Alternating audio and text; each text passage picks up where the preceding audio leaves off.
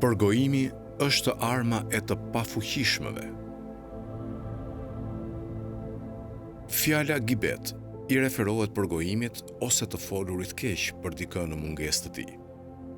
Është e rëndësishme të theksohet se gibeti ose përgojimi konsiderohet një mëkat i rënd në Islam, pasi minon shenjtërinë e dinjitetit njerëzor dhe nxit përçarje brenda shoqërisë.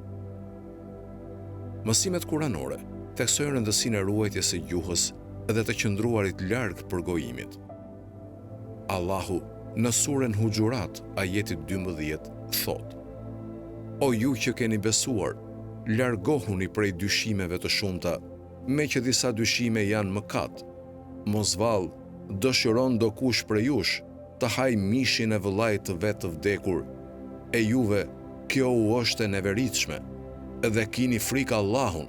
Me të vërtet, Allahu është pranues i pendimit dhe mëshirues. Ky ajet nxjerr në pap peshën e përgojimit, duke krahasuar atë me ngrënien e mishit të vëllait të vet. Ashtu siç do ta konsideronim të neveritshëm një akt të tillë, duhet të urrejmë edhe përgojimin edhe të përmbahemi nga përfshirja në të. Për më tepër, Allahu na paralajmëron kundër supozimeve negative për të tjerët, pasi kjo mund të çojë në përgojim. Është thelbësore që myslimanët të kultivojnë një kulturë besimi, respekti dhe supozimesh pozitive për njëri tjetrin. Për më tepër, Kurani na mëson t'i zgjidhim konfliktet dhe t'i trajtojmë ankesat në një mënyrë të drejtë dhe të mëshirshme. Allahu në surën Nisa, ajeti 114, thot: S'ka kurfar të mire në bisedimet e tyre të fshehta, përveç nëse ndokush kërkon që të jepet lëmosha, ose të kryhet vepër e mirë, ose paqe në mes njerëzve. E ai që bën këtë për të fituar kënaqësinë e Perëndisë, ne do t'i japim një shpërblim të madh. Ky ajet thekson rëndësinë e përfshirjes në biseda që nxisin bamirësinë, mirësinë dhe pajtimin.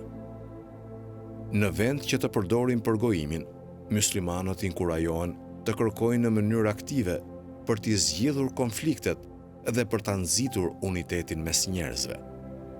Kjo kërkon durim, urtësi dhe aftësi për të trajtuar çështjet drejt për drejt dhe në mënyrë konstruktive, në vend që të përfshihemi në thashetheme të dëmshme.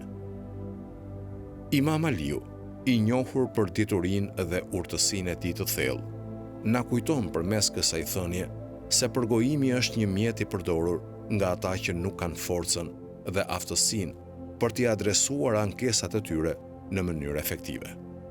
Është një manifestim i pafuqisë dhe dështimit për të mbështetur parimet e drejtësisë, mëshirës dhe unitetit që promovon Islami. Duke menduar mbi këtë thënie, na kujtohet rëndësia e vetmendimit dhe vetpërmirësimit. Në vend që t'i nënshtrohemi tundimit të përgojimit, le të përpiqemi ta zhvillojmë forcën dhe guximin për t'i trajtuar konfliktet drejt për drejt dhe në mënyrë konstruktive. Duke vepruar kështu, ne mund të kontribojmë në përmirësimin e komuniteteve tona dhe në nxitjen e marrëdhënieve harmonike mes myslimanëve. Allahu na udhëzoft që të përmbahemi nga përgojimi dhe na dhënë urtësi dhe forcë për t'i zgjidhur konfliktet në mënyrë të drejtë dhe të mëshirshme.